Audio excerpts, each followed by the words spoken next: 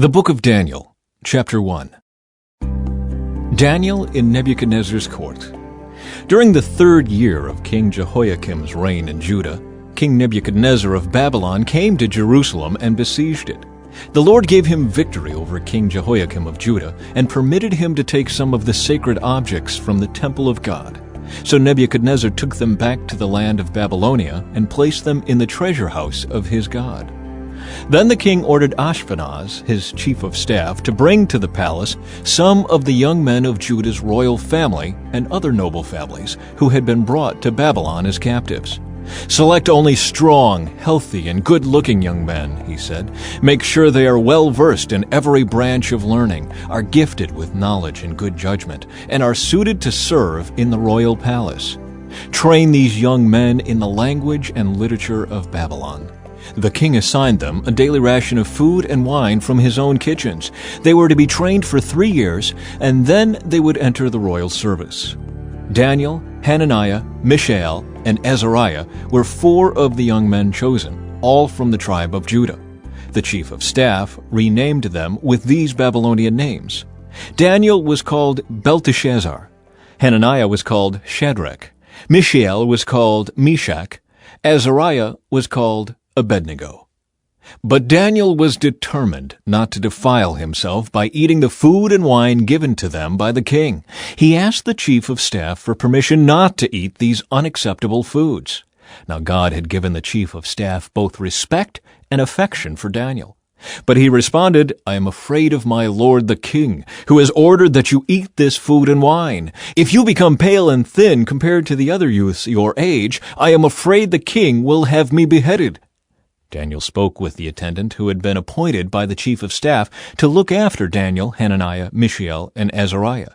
"Please test us for 10 days on a diet of vegetables and water," Daniel said. "At the end of the 10 days, see how we look compared to the other young men who are eating the king's food. Then make your decision in light of what you see." The attendant agreed to Daniel's suggestion and tested them for 10 days. At the end of the 10 days, Daniel and his 3 friends looked healthier and better nourished than the young men who had been eating the food assigned by the king. So after that, the attendant fed them only vegetables instead of the food and wine provided for the others. God gave these 4 young men an unusual aptitude for understanding every aspect of literature and wisdom, and God gave Daniel the special ability to interpret the meanings of visions and dreams. When the training period ordered by the king was completed, the chief of staff brought all the young men to King Nebuchadnezzar. The king talked with them, and no one impressed him as much as Daniel, Hananiah, Mishael, and Azariah. So they entered the royal service. Whenever the king consulted them in any manner requiring wisdom and balanced judgment, he found them 10 times more capable than any of the magicians and enchanters in his entire kingdom. Daniel remained in the royal service until the 1st year of the reign of King Cyrus. Chapter 2. Nebuchadnezzar's dream. One night, during the 2nd year of his reign, Nebuchadnezzar had such disturbing dreams that he couldn't sleep. He called in his magicians, enchanters, sorcerers, and astrologers, and he demanded that they tell him what he had dreamed. As they stood before the king, he said, "I have had a dream that deeply troubles me, and I must know what it means." Then the astrologers answered the king in Aramaic, "Long live the king! Tell us the dream, and we will tell you what it means." But the king said to the astrologers, "I am serious about this. If you don't tell me what my dream was and what it means, you will be torn limb from limb and your houses will be turned into heaps of rubble. But if you tell me what I dreamed and what the dream means, I will give you many wonderful gifts and honors. Just tell me the dream and what it means." They said again, "Please, your majesty, tell us the dream, and we will tell you what it means." The king replied, "I know what you are doing. You are stalling for time because you know I am serious when I say if you don't tell me the dream, you are doomed. So you have conspired to tell me lies, hoping I will change my mind. But tell me the dream, and then I'll know that you can tell me what it means." The astrologers replied to the king, "No one on earth can tell the king his dream. And no king, however great and powerful, has ever asked such a thing of any magician, enchanter, or astrologer. The king's demand is impossible. No one except the gods can tell you your dream, and they do not live here among people." The king was furious when he heard this, and he ordered that all the wise men of Babylon be executed. And because of the king's decree, men were sent to find and kill Daniel and his friends. When Arioch, the commander of the king's guard, came to kill them, Daniel handled the situation with wisdom and discretion. He asked Arioch, "Why has the king issued such a harsh decree?" So Arioch told him all that had happened. Daniel went at once to see the king and requested more time to tell the king what the dream meant. Then Daniel went home and told his friends Hananiah, Mishael, and Azariah what had happened. He urged them to ask the God of heaven to show them his mercy by telling them the secret, so they would not be executed along with the other wise men of Babylon. That night the secret was revealed to Daniel in a vision. Then Daniel praised the God of heaven. He said, "Praise the name of God forever and ever, for he has all wisdom and power. He controls the course of world events. He removes kings and sets up other kings. He gives wisdom to the wise and knowledge to the scholars. He reveals deep and mysterious things and knows what lies hidden in darkness, though he is surrounded by light. I thank and praise you, God of my ancestors, for you have given me wisdom and strength. You have told me what we asked of you and revealed to us what the king demanded." Daniel interprets the dream. Then Daniel went in to see Arioch, whom the king had ordered to execute the wise men of Babylon. Daniel said to him, "Don't kill the wise men. Take me to the king, and I will tell him the meaning of his dream." Arioch quickly took Daniel to the king and said, "I have found one of the captives from Judah who will tell the king the meaning of his dream." The king said to Daniel, also known as Belteshazzar, "Is this true? Can you tell me what my dream was and what it means?" Daniel replied, "There are no wise men, enchanters, magicians, or fortune-tellers who can reveal the king's secret, but there is a God in heaven who reveals secrets, and he has shown King Nebuchadnezzar what will happen in the future. Now I will tell you your dream and the visions you saw as you lay on your bed. While your majesty was sleeping, you dreamed about coming events. He who reveals secrets has shown you what is going to happen. And it is not because I am wiser than anyone else that I know the secret of your dream, but because God wants you to understand what was in your heart. In your vision, your majesty, you saw standing before you a huge, shining statue of a man. It was a frightening sight. The head of the statue was made of fine gold. Its chest and arms were silver. Its belly and thighs were bronze. Its legs were iron, and its feet were a combination of iron and baked clay. As you watched, a rock was cut from a mountain, but not by human hands. It struck the feet of iron and clay, smashing them to bits. The whole statue was crushed into small pieces of iron, clay, bronze, silver, and gold. Then the wind blew them away without a trace, like chaff on a threshing floor. But the rock that knocked the statue down became a great mountain that covered the whole earth. That was the dream. Now we will tell the king what it means. Your Majesty, you are the greatest of kings. The God of heaven has given you sovereignty, power, strength, and honor. He has made you the ruler over all the inhabited world and has put even the wild animals and birds under your control. You are the head of gold. But after your kingdom comes to an end, another kingdom inferior to yours will rise to take your place. After that kingdom has fallen, yet a third kingdom, represented by bronze, will rise to rule the world. Following that kingdom, there will be a fourth one, as strong as iron. That kingdom will smash and crush all previous empires, just as iron smashes and crushes everything it strikes. The feet and toes you saw were a combination of iron and baked clay, showing that this kingdom will be divided. Like iron mixed with clay, it will have some of the strength of iron. But while some parts of it will be as strong as iron, other parts will be as weak as clay. This mixture of iron and clay also shows that these kingdoms will try to strengthen themselves by forming alliances with each other through intermarriage. But they will not hold together just as iron and clay do not mix. During the reigns of those kings, the God of heaven will set up a kingdom that will never be destroyed or conquered. It will crush all these kingdoms into nothingness, and it will stand forever. That is the meaning of the rock cut from the mountain, though not by human hands, that crushed to pieces the statue of iron, bronze, clay, silver, and gold.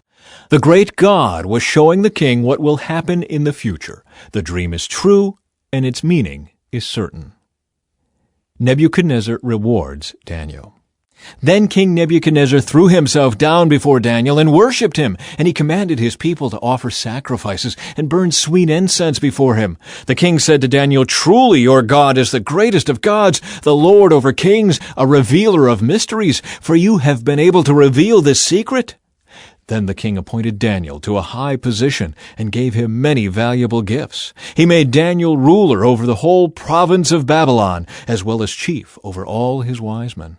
At Daniel's request, the king appointed Shadrach, Meshach, and Abednego to be in charge of all the affairs of the province of Babylon, while Daniel remained in the king's court. Chapter 3. Nebuchadnezzar's Gold Statue. King Nebuchadnezzar made a gold statue 90 feet tall and 9 feet wide, and set it up on the plain of Dura in the province of Babylon. Then he sent messages to the high officers, officials, governors, advisors, treasurers, judges, magistrates, and all the provincial officials to come to the dedication of the statue he had set up. So all these officials came and stood before the statue King Nebuchadnezzar had set up. Then a herald shouted out, "People of all races and nations and languages, listen to the king's command. When you hear the sound of the horn, flute, zither, lyre, harp, pipes, and other musical instruments, bow to the ground to worship King Nebuchadnezzar's gold statue. Anyone who refuses to obey will immediately be thrown into a blazing furnace." So at the sound of the musical instruments, all the people, whatever their race or nation or language, bowed to the ground and worshiped the gold statue that King Nebuchadnezzar had set up. But some of the astrologers went to the king and informed on the Jews. They said to King Nebuchadnezzar, "Long live the king! You issued a decree requiring all the people to bow down and worship the gold statue when they hear the sound of the horn, flute, zither, lyre, harp, pipes, and other musical instruments. That decree also states that those who refuse to obey must be thrown into a blazing furnace. But there are some Jews, Shadrach, Meshach, and Abednego, whom you have put in charge of the province of Babylon. They pay no attention to you, your majesty. They refuse to serve your gods and do not worship the gold statue you have set up." Then Nebuchadnezzar flew into a rage and ordered that Shadrach, Meshach, and Abednego be brought before him. When they were brought in, Nebuchadnezzar said to them, "Is it true, Shadrach, Meshach, and Abednego, that you refuse to serve my gods or to worship the gold statue I have set up? I will give you one more chance to bow down and worship the statue I have made when you hear the sound of the musical instruments. But if you refuse, you will be thrown immediately into the blazing furnace. And then what God will be able to rescue you from my power?" Shadrach, Meshach, and Abednego replied, "O Nebuchadnezzar, we do not need to defend ourselves before you. If we are thrown into the blazing furnace, the God whom we serve is able to save us.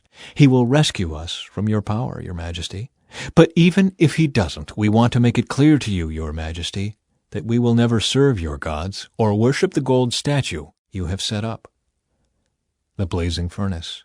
Nebuchadnezzar was so furious with Shadrach, Meshach, and Abednego that his face became distorted with rage. He commanded that the furnace be heated 7 times hotter than usual. Then he ordered some of the strongest men of his army to bind Shadrach, Meshach, and Abednego and throw them into the blazing furnace. So they tied them up and threw them into the furnace, fully dressed in their pants, turbans, robes, and other garments. And because the king in his anger had demanded such a hot fire in the furnace, the flames killed the soldiers as they threw the 3 men in. So Shadrach, Meshach, and Abednego, securely tied, fell into the roaring flames. But suddenly Nebuchadnezzar jumped up in amazement and exclaimed to his advisers, "Didn't we tie up 3 men and throw them into the furnace?" "Yes, your majesty, we certainly did," they replied. "Look," Nebuchadnezzar shouted, "I see 4 men unbound, walking around in the fire unharmed, and the 4th looks like a god." Then Nebuchadnezzar came as close as he could to the door of the flaming furnace and shouted, "Shadrach, Meshach, and Abednego, servants of the Most High God, come out! Come here!" So Shadrach, Meshach, and Abednego stepped out of the fire. Then the high officers, officials, governors, and advisers crowded around them and saw that the fire had not touched them. Not a hair on their heads was singed, and their clothing was not scorched. They didn't even smell of smoke. Then Nebuchadnezzar said, "Praise to the God of Shadrach, Meshach, and Abednego. He sent his angel to rescue his servants who trusted in him. They defied the king's command and were willing to die rather than serve or worship any god except their own God. Therefore I make this decree. If any people, whatever their race or nation or language, speak a word against the God of Shadrach, Meshach, and Abednego, they will be torn limb from limb, and their houses will be turned into heaps of rubble. There is no other God who can rescue like this." Then the king promoted Shadrach, Meshach, and Abednego to even higher positions in the province of Babylon. Chapter 4. Nebuchadnezzar's dream about a tree. King Nebuchadnezzar sent this message to the people of every race and nation and language throughout the world. "Peace and prosperity to you. I want you all to know about the miraculous signs and wonders the Most High God has performed for me. How great are his signs, how powerful his wonders. His kingdom will last forever, his rule through all generations. I, Nebuchadnezzar, was living in my palace in comfort and prosperity. But one night I had a dream that frightened me. I saw visions that terrified me as I lay in my bed. So I issued an order calling in all the wise men of Babylon so they could tell me what my dream meant. When all the magicians, enchanters, astrologers, and fortune-tellers came in, I told them the dream, but they could not tell me what it meant. At last Daniel came in before me, and I told him the dream. He was named Belteshazzar after my God, and the spirit of the holy gods is in him. I said to him, "Belteshazzar, chief of the magicians, I know that the spirit of the holy gods is in you, and that no mystery is too great for you to solve. Now tell me what my dream means." While I was lying in my bed, this is what I dreamed. I saw a large tree in the middle of the earth. The tree grew very tall and strong, reaching high into the heavens for all the world to see. It had fresh green leaves, and it was loaded with fruit for all to eat. Wild animals lived in its shade, and birds nested in its branches. All the world was fed from this tree. Then, as I lay there dreaming, I saw a messenger, a holy one, coming down from heaven. The messenger shouted, "Cut down the tree and lop off its branches. Shake off its leaves and scatter its fruit. Chase the wild animals from its shade and the birds from its branches. But leave the stump and the roots in the ground, bound with a band of iron and bronze and surrounded by tender grass. Now let him be drenched with the dew of heaven, and let him live with the wild animals among the plants of the field. For 7 periods of time let him have the mind of a wild animal, instead of the mind of a human. For this has been decreed by the messengers, it is commanded by the holy ones, so that everyone may know that the Most High rules over the kingdoms of the world. He gives them to anyone he chooses, even to the lowliest of people. Belteshazzar, that was the dream that I, King Nebuchadnezzar, had. Now tell me what it means, for none of the wise men of my kingdom can do so. But you can tell me because the spirit of the holy gods is in you." Daniel explains the dream. Upon hearing this, Daniel, also known as Belteshazzar, was overcome for a time, frightened by the meaning of the dream. Then the king said to him, "Belteshazzar, don't be alarmed by the dream and what it means." Belteshazzar replied, "I wish the events foreshadowed in this dream would happen to your enemies, my lord, and not to you. The tree you saw was growing very tall and strong, reaching high into the heavens for all the world to see. It had fresh green leaves and was loaded with fruit for all to eat. Wild animals lived in its shade, and birds nested in its branches. That tree, your majesty, is you. For you have grown strong and great. Your greatness reaches up to heaven, and your rule to the ends of the earth." Then you saw a messenger, a holy one, coming down from heaven, and saying, "Cut down the tree and destroy it, but leave the stump and the roots in the ground, bound with a band of iron and bronze, and surrounded by tender grass. Let him be drenched with the dew of heaven. Let him live with the animals of the field for 7 periods of time." This is what the dream means, Your Majesty, and what the Most High has declared will happen to my lord the king. You will be driven from human society, and you will live in the fields with the wild animals. You will eat grass like a cow, and you will be drenched with the dew of heaven. 7 periods of time will pass while you live this way, until you learn that the Most High rules over the kingdoms of the world and gives them to anyone he chooses. But the stump and roots of the tree were left in the ground. This means that you will receive your kingdom back again when you have learned that heaven rules. King Nebuchadnezzar, please accept my advice. Stop sinning and do what is right. Break from your wicked past and be merciful to the poor. Perhaps then you will continue to prosper. The dream's fulfillment. But all these things did happen to King Nebuchadnezzar. 12 months later, he was taking a walk on the flat roof of the royal palace in Babylon. As he looked out across the city, he said, "Look at this great city of Babylon. By my own mighty power I have built this beautiful city as my royal residence to display my majestic splendor." While these words were still in his mouth, a voice called down from heaven, "O King Nebuchadnezzar, this message is for you. You are no longer ruler of this kingdom. You will be driven from human society. You will live in the fields with the wild animals, and you will eat grass like a cow. 7 periods of time will pass while you live this way, until you learn that the Most High rules over the kingdoms of the world and gives them to anyone he chooses." That same hour, the judgment was fulfilled, and Nebuchadnezzar was driven from human society. He ate grass like a cow, and he was drenched with the dew of heaven. He lived this way until his hair was as long as eagle's feathers, and his nails were like bird's claws. Nebuchadnezzar praises God. After this time had passed, I, Nebuchadnezzar, looked up to heaven. My sanity returned, and I praised and worshipped the Most High, and honored the One who lives forever. His rule is everlasting, and his kingdom is eternal. All the people of the earth are nothing compared to him. He does as he pleases among the angels of heaven and among the people of the earth. No one can stop him or say to him, "What do you mean by doing these things?" When my sanity returned to me, so did my honor and glory and kingdom. My advisers and nobles sought me out, and I was restored as head of my kingdom, with even greater honor than before.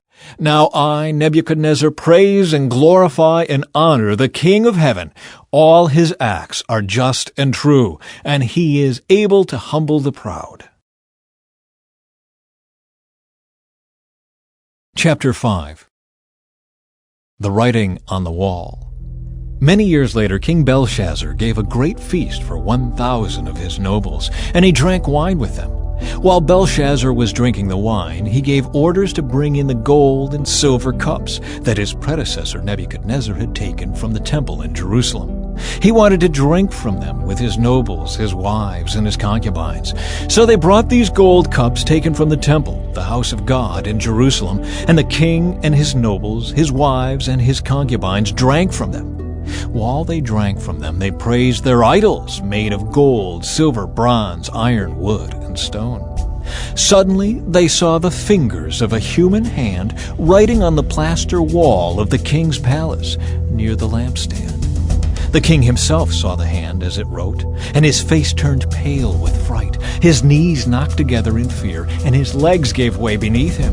The king shouted for the enchanters, astrologers, and fortune-tellers to be brought before him. He said to these wise men of Babylon, "Whoever can read this writing and tell me what it means will be dressed in purple robes of royal honor and will have a gold chain placed around his neck. He will become the 3rd highest ruler in the kingdom."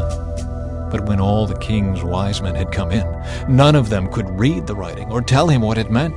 So the king grew even more alarmed, and his face turned pale. His nobles too were shaken. But when the queen mother heard what was happening, she hurried to the banquet hall. She said to Belshazzar, "Long live the king! Don't be so pale and frightened. There is a man in your kingdom who has within him the spirit of the holy gods.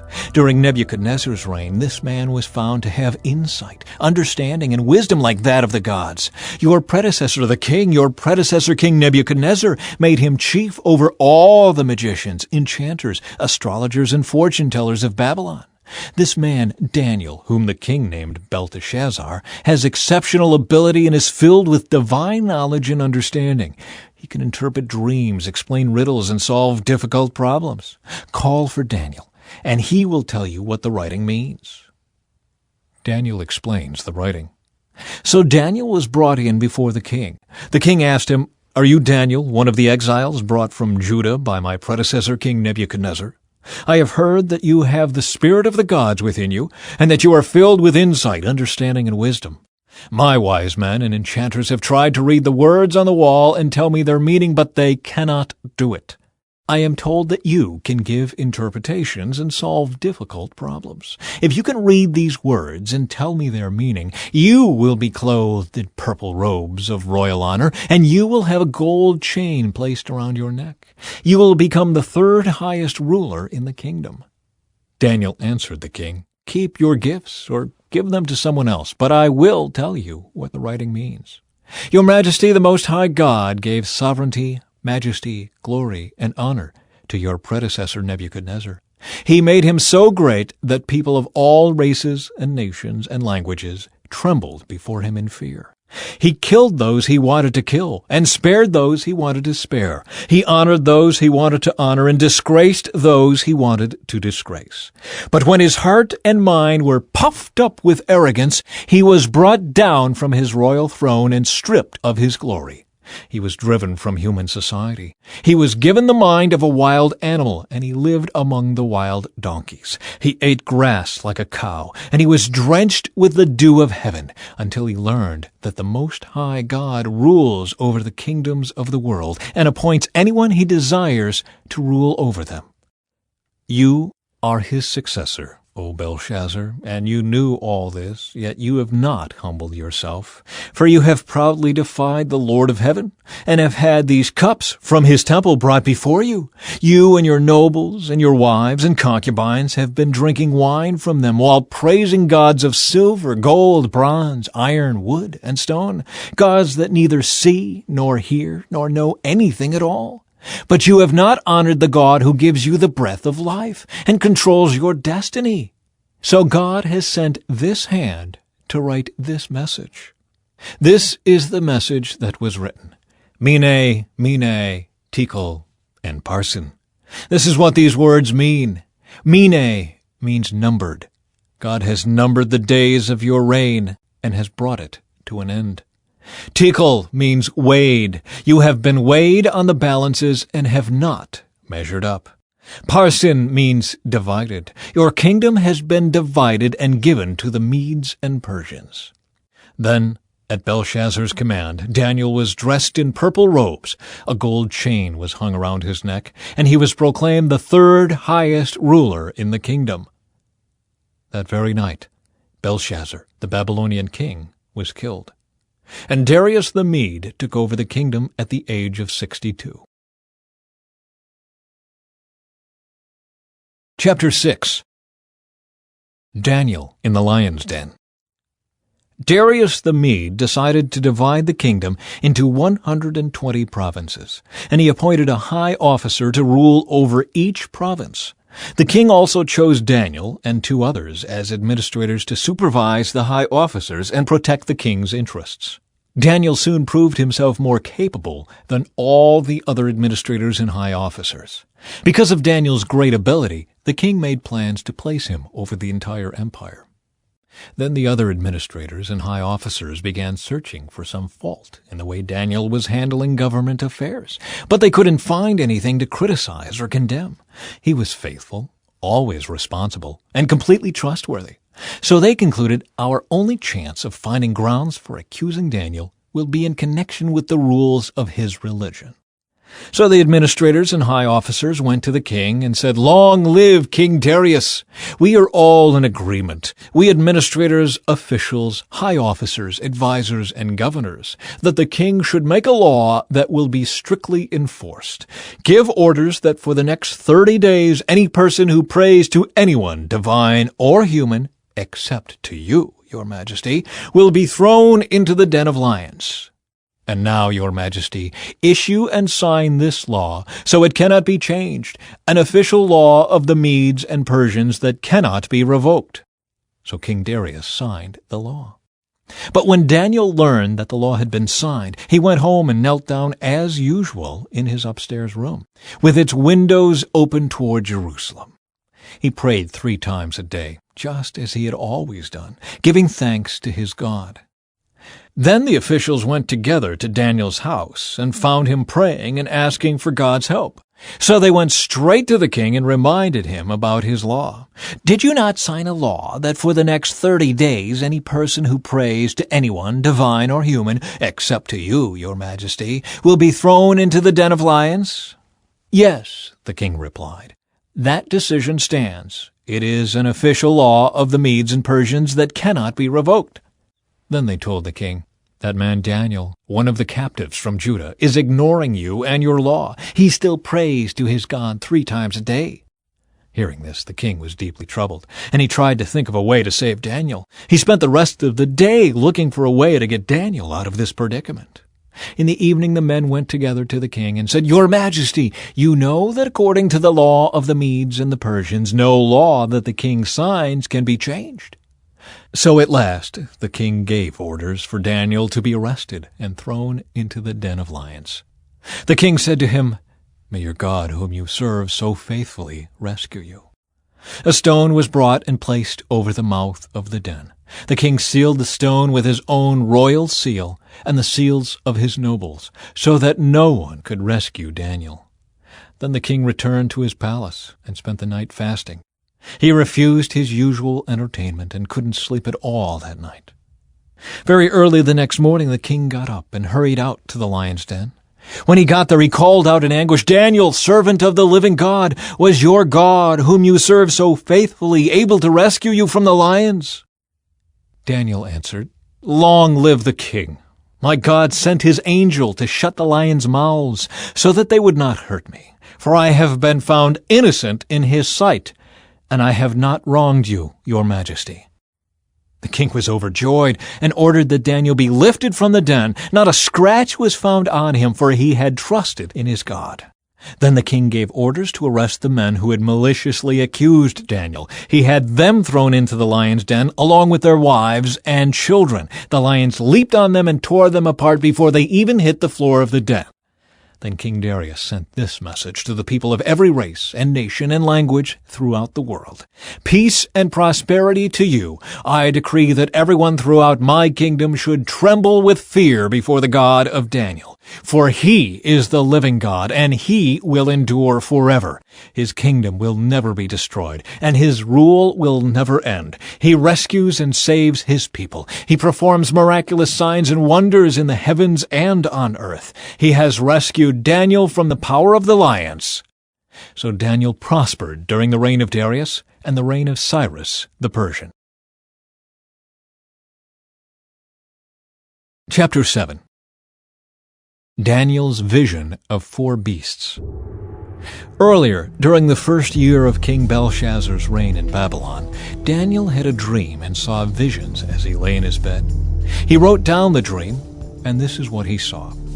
"In my vision that night, I, Daniel, saw a great storm churning the surface of a great sea, with strong winds blowing from every direction. Then 4 huge beasts came up out of the water, each different from the others. The first beast was like a lion with eagle's wings. As I watched, its wings were pulled off, and it was left standing with its 2 hind feet on the ground, like a human being, and it was given a human mind. Then I saw a second beast, and it looked like a bear. It was rearing up on one side, and it had 3 ribs in its mouth between its teeth. And I heard a voice saying to it, 'Get up, devour the flesh of many people.' Then the third of these strange beasts appeared, and it looked like a leopard. It had 4 birds' wings on its back, and it had 4 heads. Great authority was given to this beast. Then, in my vision that night, I saw a 4th beast, terrifying, dreadful, and very strong. It devoured and crushed its victims with huge iron teeth and trampled their remains beneath its feet. It was different from any of the other beasts, and it had 10 horns.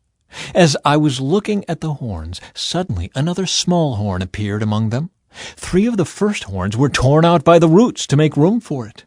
This little horn had eyes like human eyes and a mouth that was boasting arrogantly. I watched as thrones were put in place, and the Ancient One sat down to judge. His clothing was as white as snow, his hair like purest wool. He sat on a fiery throne with wheels of blazing fire, and a river of fire was pouring out, flowing from his presence. Millions of angels ministered to him. Many millions stood to attend him. Then the court began its session, and the books were opened. I continued to watch because I could hear the little horn's boastful speech. I kept watching until the 4th beast was killed and its body was destroyed by fire. The other 3 beasts had their authority taken from them, but they were allowed to live a while longer. As my vision continued that night, I saw someone like a son of man coming with the clouds of heaven. He approached the Ancient One and was led into his presence. He was given authority, honor, and sovereignty over all the nations of the world, so that people of every race and nation and language would obey him. His rule is eternal. It will never end. His kingdom will never be destroyed. The vision is explained. I, Daniel, was troubled by all I had seen, and my visions terrified me. So I approached one of those standing beside the throne and asked him what it all meant. He explained it to me like this. These 4 huge beasts represent 4 kingdoms that will arise from the earth. But in the end, the holy people of the Most High will be given the kingdom, and they will rule forever and ever. Then I wanted to know the true meaning of the 4th beast, the one so different from the others and so terrifying. It had devoured and crushed its victims with iron teeth and bronze claws, trampling their remains beneath its feet. I also asked about the 10 horns on the 4th beast's head, and the little horn that came up afterward and destroyed 3 of the other horns. This horn had seemed greater than the others, and it had human eyes and a mouth that was boasting arrogantly. As I watched, this horn was waging war against God's holy people and was defeating them until the Ancient One, the Most High, came and judged in favor of his holy people. Then the time arrived for the holy people to take over the kingdom. Then he said to me, "This 4th beast is the 4th world power that will rule the earth. It will be different from all the others. It will devour the whole world, trampling and crushing everything in its path. Its 10 horns are 10 kings who will rule that empire. Then another king will arise, different from the other 10, who will subdue 3 of them. He will defy the Most High and oppress the holy people of the Most High. He will try to change their sacred festivals and laws, and they will be placed under his control for a time, times, and half a time. But then the court will pass judgment, and all his power will be taken away and completely destroyed. Then the sovereignty, power, and greatness of all the kingdoms under heaven will be given to the holy people of the Most High. His kingdom will last forever, and all rulers will serve and obey him." That was the end of the vision. I, Daniel, was terrified by my thoughts, and my face was pale with fear, but I kept these things to myself. Chapter 8. Daniel's vision of a ram and goat. During the 3rd year of King Belshazzar's reign, I, Daniel, saw another vision, following the one that had already appeared to me. In this vision, I was at the fortress of Susa, in the province of Elam, standing beside the Ulai River. As I looked up, I saw a ram with 2 long horns standing beside the river. One of the horns was longer than the other, even though it had grown later than the other one. The ram butted everything out of his way to the west, to the north, and to the south, and no one could stand against him or help his victims. He did as he pleased and became very great. While I was watching, suddenly a male goat appeared from the west, crossing the land so swiftly that he didn't even touch the ground. This goat, which had one very large horn between its eyes, headed toward the two-horned ram that I had seen standing beside the river, rushing at him in a rage. The goat charged furiously at the ram and struck him, breaking off both his horns. Now the ram was helpless, and the goat knocked him down and trampled him. No one could rescue the ram from the goat's power. The goat became very powerful, but at the height of his power, his large horn was broken off. In the large horn's place grew 4 prominent horns pointing in the 4 directions of the earth. Then from one of the prominent horns came a small horn whose power grew very great. It extended toward the south and the east and toward the glorious land of Israel. Its power reached to the heavens, where it attacked the heavenly army, throwing some of the heavenly beings and some of the stars to the ground and trampling them. It even challenged the commander of heaven's army by canceling the daily sacrifices offered to him and by destroying his temple. The army of heaven was restrained from responding to this rebellion. So the daily sacrifice was halted, and truth was overthrown. The horn succeeded in everything it did. Then I heard 2 holy ones talking to each other. One of them asked, "How long will the events of this vision last?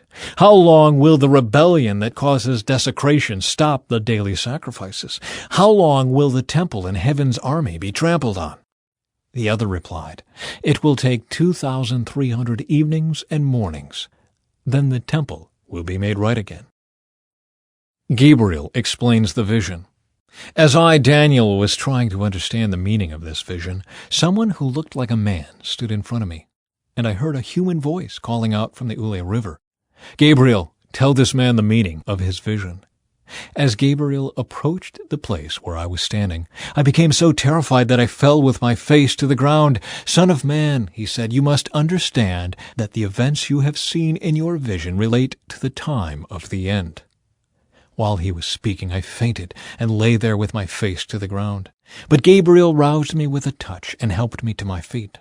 Then he said, "I am here to tell you what will happen later in the time of wrath. What you have seen pertains to the very end of time. The 2-horned ram represents the kings of Media and Persia. The shaggy male goat represents the king of Greece. And the large horn between his eyes represents the first king of the Greek Empire. The 4 prominent horns that replaced the one large horn show that the Greek Empire will break into 4 kingdoms, but none as great as the first. At the end of their rule, when their sin is at its height, a fierce king, a master of intrigue, will rise to power. He will become very strong, but not by his own power. He will cause a shocking amount of destruction and succeed in everything he does. He will destroy powerful leaders and devastate the holy people. He will be a master of deception and will become arrogant. He will destroy many without warning. He will even take on the prince of princes in battle, but he will be broken, though not by human power. This vision about the 2,300 evenings and mornings is true, but none of these things will happen for a long time, so keep this vision a secret. Then I, Daniel, was overcome and lay sick for several days. Afterward, I got up and performed my duties for the king, but I was greatly troubled by the vision and could not understand it. Chapter 9. Daniel's prayer for his people. It was the first year of the reign of Darius the Mede, the son of Ahasuerus, who became king of the Babylonians. During the first year of his reign, I, Daniel, learned from reading the word of the Lord, as revealed to Jeremiah the prophet, that Jerusalem must lie desolate for 70 years. So I turned to the Lord God and pleaded with him in prayer and fasting. I also wore rough burlap and sprinkled myself with ashes. I prayed to the Lord my God and confessed, "O Lord, you are a great and awesome God. You always fulfill your covenant and keep your promises of unfailing love to those who love you and obey your commands. But we have sinned and done wrong. We have rebelled against you and scorned your commands and regulations. We have refused to listen to your servants, the prophets, who spoke on your authority to our kings and princes and ancestors and to all the people of the land. Lord, you are in the right, but as you see, our faces are covered with shame.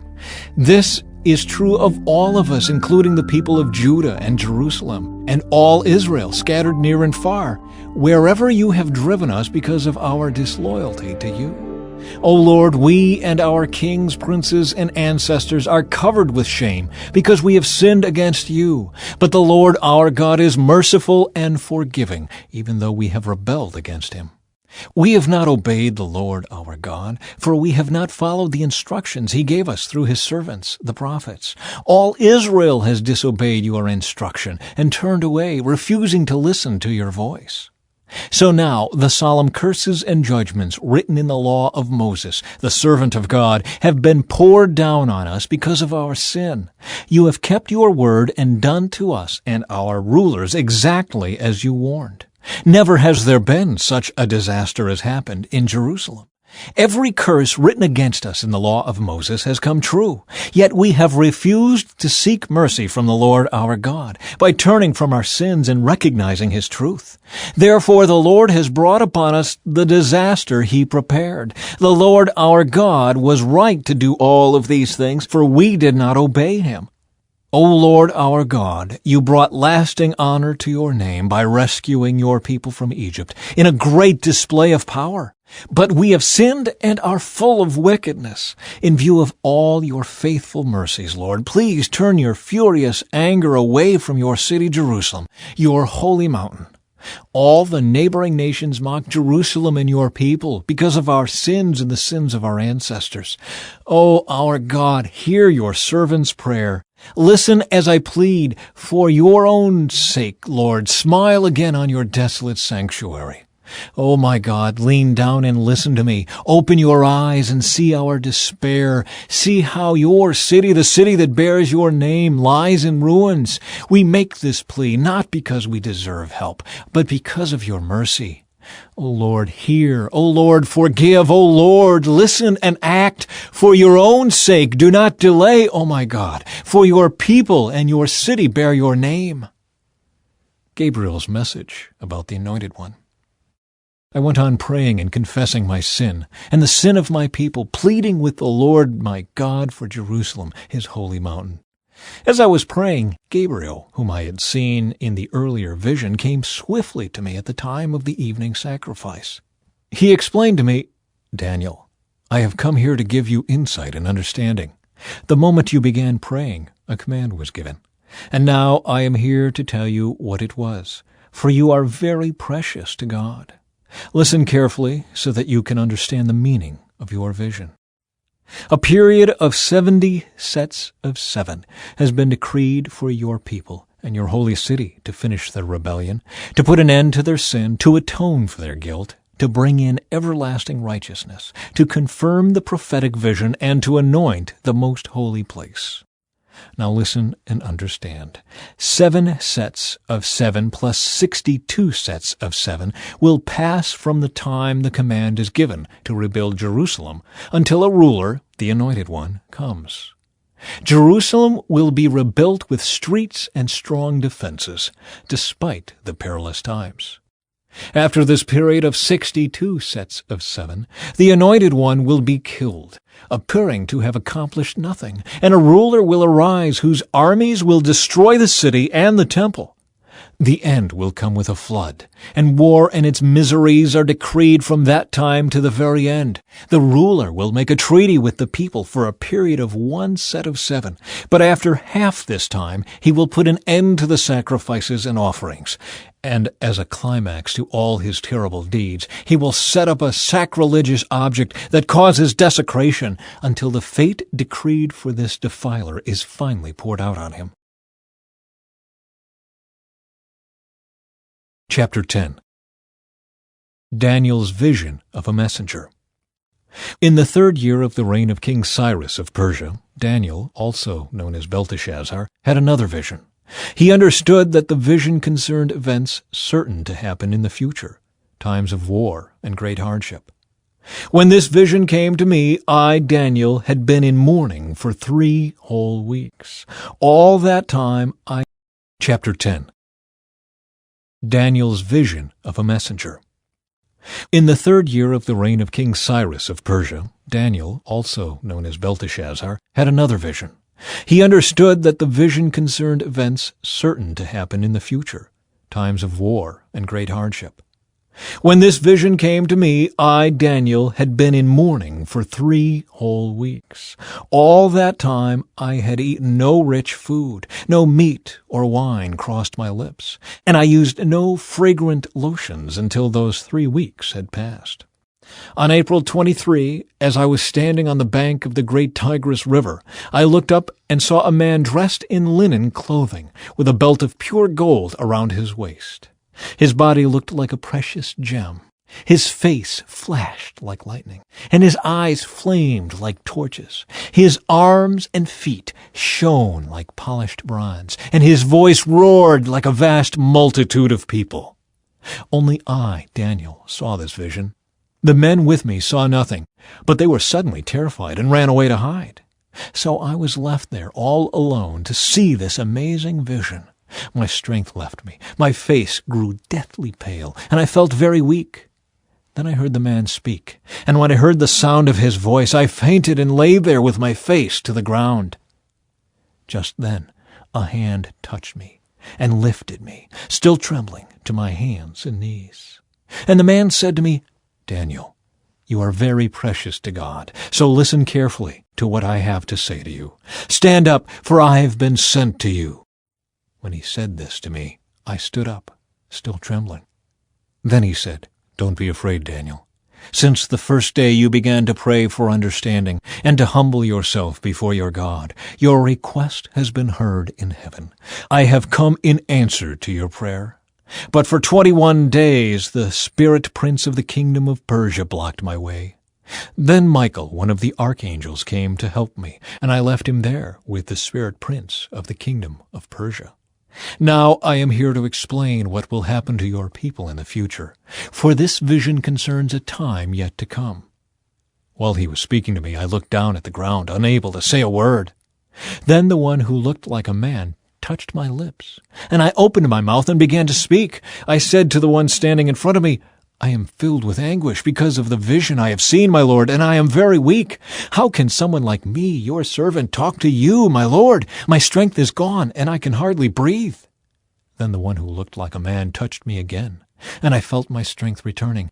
"Don't be afraid," he said, "for you are very precious to God. Peace, be encouraged, be strong." As he spoke these words to me, I suddenly felt stronger and said to him, "Please speak to me, my Lord, for you have strengthened me." He replied, "Do you know why I have come?" Chapter 11. Kings of the South and North. Now then, I will reveal the truth to you.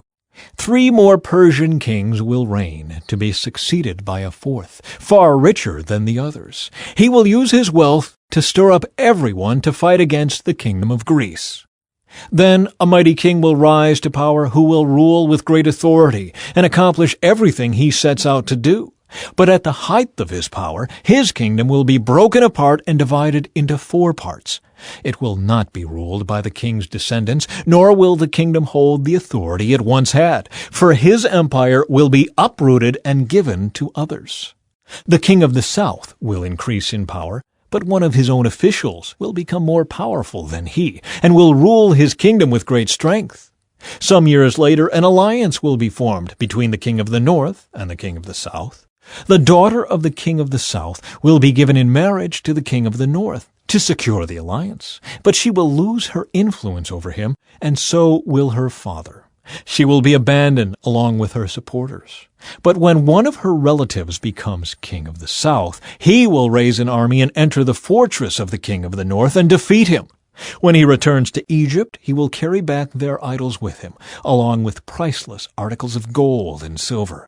For some years afterward, he will leave the king of the north alone. Later, the king of the north will invade the realm of the king of the south, but will soon return to his own land. However, the sons of the king of the north will assemble a mighty army that will advance like a flood and carry the battle as far as the enemy's fortress. Then, in a rage, the king of the south will rally against the vast forces assembled by the king of the north and will defeat them. After the enemy army is swept away, the king of the south will be filled with pride and will execute many thousands of his enemies.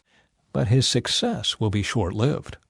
A few years later, the king of the north will return with a fully equipped army far greater than before. At that time, there will be a general uprising against the king of the south. Violent men among your own people will join them in fulfillment of this vision, but they will not succeed. Then the king of the north will come and lay siege to a fortified city and capture it. The best troops of the south will not be able to stand in the face of the onslaught. The king of the north will march onward, unopposed. None will be able to stop him. He will pause in the glorious land of Israel, intent on destroying it. He will make plans to come with the might of his entire kingdom and will form an alliance with the king of the south. He will give him a daughter in marriage in order to overthrow the kingdom from within. But his plan will fail. After this, he will turn his attention to the coastland and conquer many cities. But a commander from another land will put an end to his insolence and cause him to retreat in shame. He will take refuge in his own fortresses, but will stumble and fall and be seen no more. His successor will send out a tax collector to maintain the royal splendor. But after a very brief reign, he will die, though not from anger or in battle. The next to come to power will be a despicable man who is not in line for royal succession. He will slip in when least expected and take over the kingdom by flattery and intrigue. Before him, great armies will be swept away, including a covenant prince. With deceitful promises, he will make various alliances. He will become strong despite having only a handful of followers. Without warning, he will enter the richest areas of the land. Then he will distribute among his followers the plunder and wealth of the rich, something his predecessors had never done. He will plot the overthrow of strongholds, but this will last for only a short while. Then he will stir up his courage and raise a great army against the king of the south. The king of the south will go to battle with a mighty army, but to no avail. For there will be plots against him. His own household will cause his downfall. His army will be swept away, and many will be killed. Seeking nothing but each other's harm, these kings will plot against each other at the conference table, attempting to deceive each other. But it will make no difference, for the end will come at the appointed time. The king of the north will then return home with great riches. On the way, he will set himself against the people of the Holy Covenant, doing much damage before continuing his journey. Then, at the appointed time, he will once again invade the south, but this time the result will be different. For warships from western coastlands will scare him off, and he will withdraw and return home. But he will vent his anger against the people of the Holy Covenant and reward those who forsake the covenant. His army will take over the temple fortress, pollute the sanctuary, put a stop to the daily sacrifices, and set up the sacrilegious object that causes desecration. He will flatter and win over those who have violated the covenant. But the people who know their God will be strong and will resist him. Wise leaders will give instruction to many. But these teachers will die by fire and sword, or they will be jailed and robbed. During these persecutions, little help will arrive, and many who join them will not be sincere. And some of the wise will fall victim to persecution. In this way, they will be refined and cleansed and made pure until the time of the end, for the appointed time is still to come. The king will do as he pleases, exalting himself and claiming to be greater than every god, even blaspheming the God of gods. He will succeed, but only until the time of wrath is completed. For what has been determined will surely take place. He will have no respect for the gods of his ancestors, or for the God loved by women, or for any other god, for he will boast that he is greater than them all.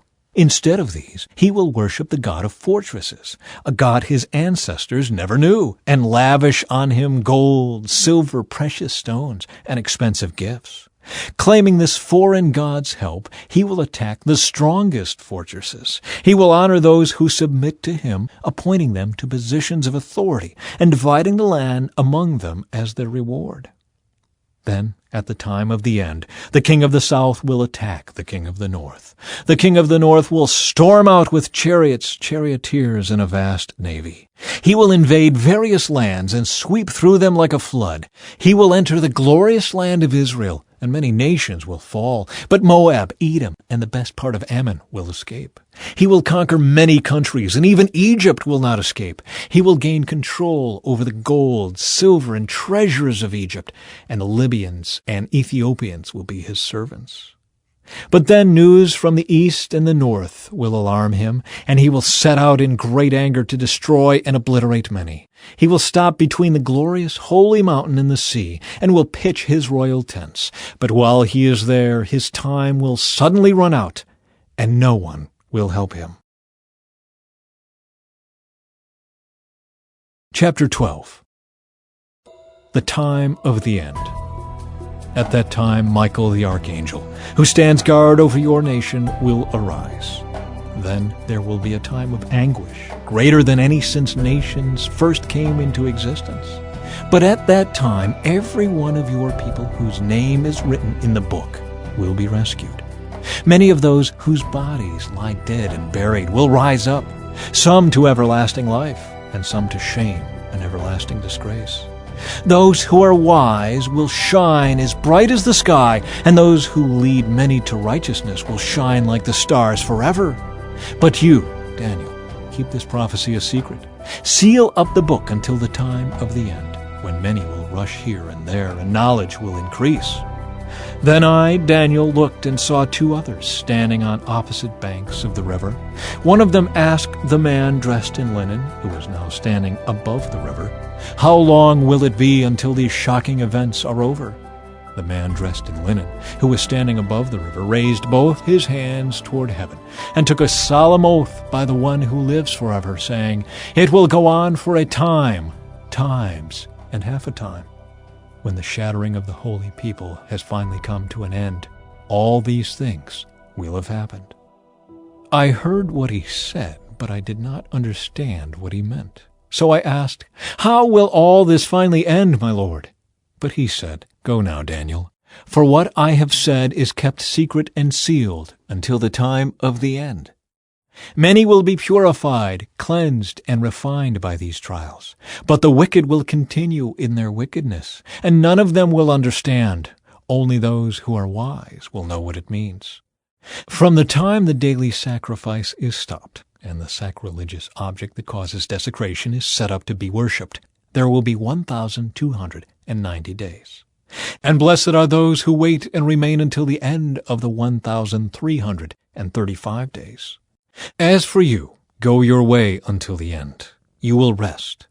And then at the end of the days you will rise again to receive the inheritance set aside for you.